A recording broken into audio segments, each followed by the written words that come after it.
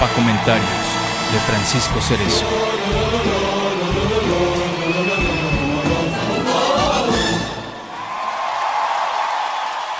Como en el pasado análisis, iniciaremos diciendo que la crítica a los zigzagueos de la socialdemocracia en el poder y al proyecto de nación 2024-2030 de la próxima presidenta de México, Claudia Sheinbaum, no es ni por asomo un llamado a votar por la ultraderecha bien representada por la gelatinera desclasada Xóchitl Gálvez. Al contrario, nada que ver con esa posición política neoliberal que convierte los derechos humanos en mercancías y es responsable de la sangría interminable que padecemos en nuestro país. Es bien sabido por los entes pensantes de la socialdemocracia y de la izquierda en general que la crítica y la autocrítica son la herramienta adecuada para marcar errores, encontrar soluciones y no volver a repetir los mismos errores. De la autocrítica ni hablamos, ya que la socialdemocracia y el reformismo político carecen de ella. La han apartado, debido a que saben que marcar sus propios errores los obligaría a corregirlos, y no están en la disposición de esa acción. Y sobre la crítica a sus errores o omisiones, ya dijimos que todos tenemos derecho a hacerla, partiendo desde una posición progresista o de izquierda, y no desde la derecha, que también critica errores, pero no con un fin de mejorarlos, sino para eliminar todo avance social y regresarnos al obscurantismo de Calderón, aunque ellos preferirían que viviéramos quemando brujas en la Edad Media, comunistas en la Alemania nazi o palestinos en la guerra genocida sionista.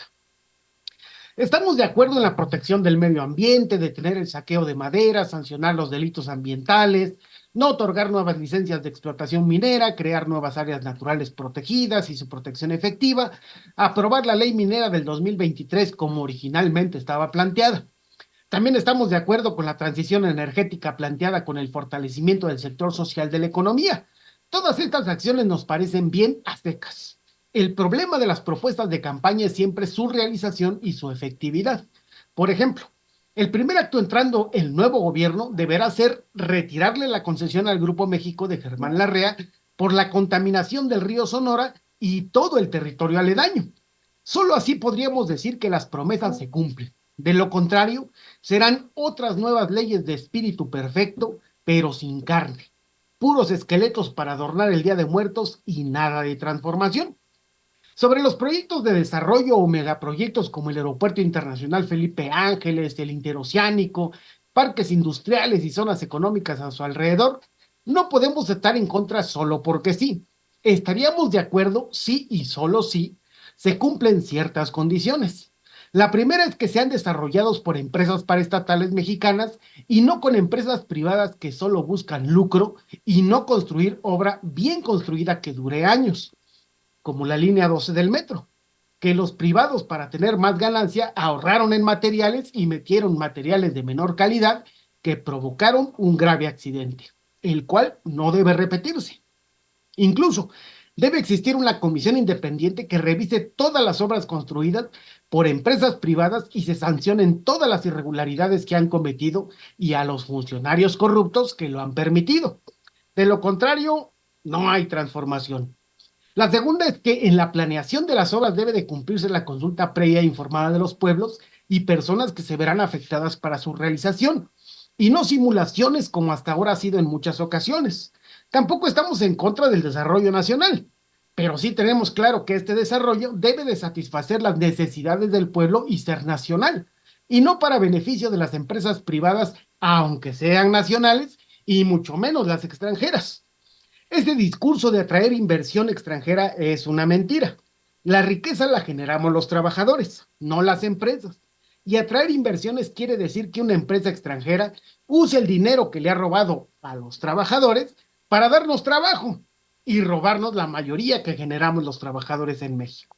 Así que la cuarta transformación debe parar su discurso neoliberal de atracción de inversiones y plantearse el desarrollo de la industria nacional para satisfacer la construcción de infraestructura sin que nadie venga a robarse nuestro trabajo.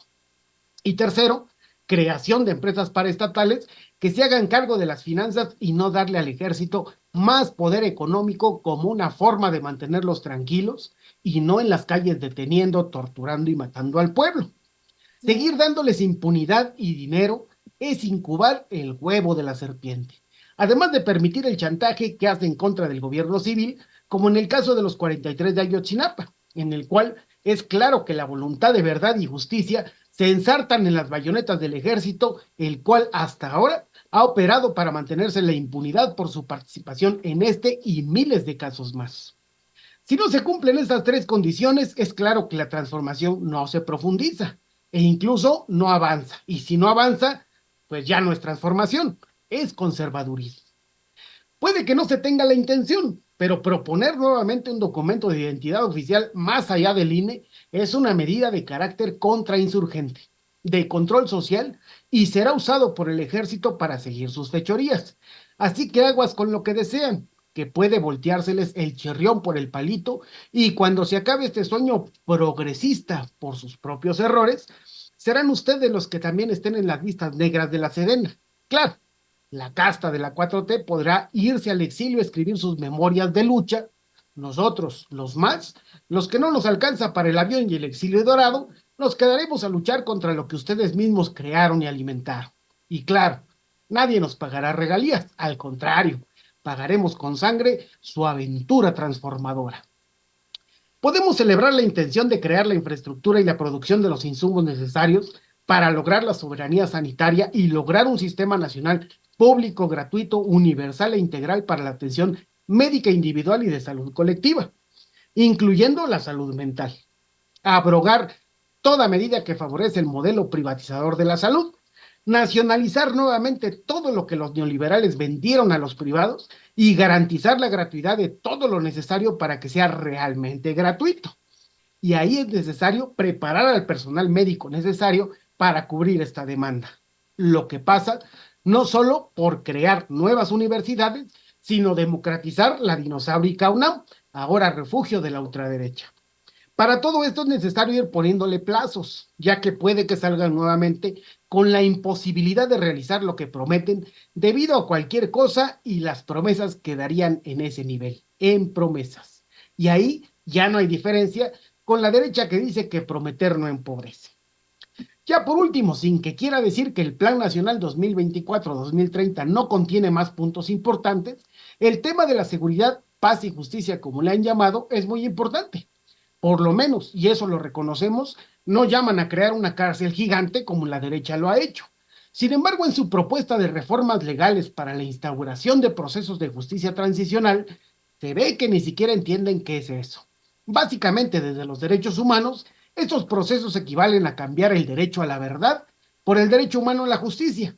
En la práctica equivale a una sanción menor solo a algunos responsables que cooperen con la justicia para tener un grado de impunidad, lo cual viola el derecho humano a la justicia, a cambio de conocer las atrocidades que cometieron, incluso sin ir más allá de los autores materiales.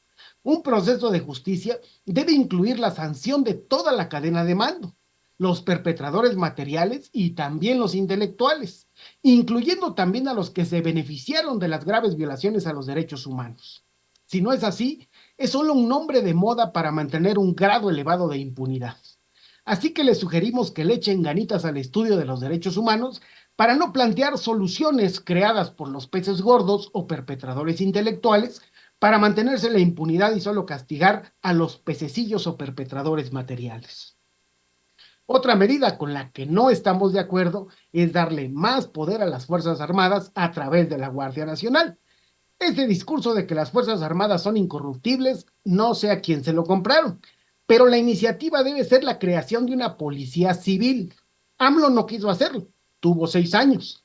Claudia debe corregir el rumbo y hacerlo.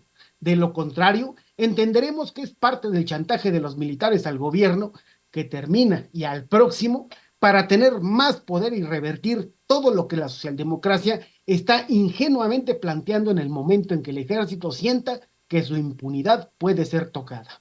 Incluso, ahora que hasta hablan del buen vivir y otras experiencias latinoamericanas progresistas, no transformar y democratizar también a las Fuerzas Armadas solo termina en dictaduras, golpes de Estado duros o blandos, en terror para el pueblo y en el regreso del capitalismo más salvaje, como la política neoliberal de Calderón y Peña Nieto.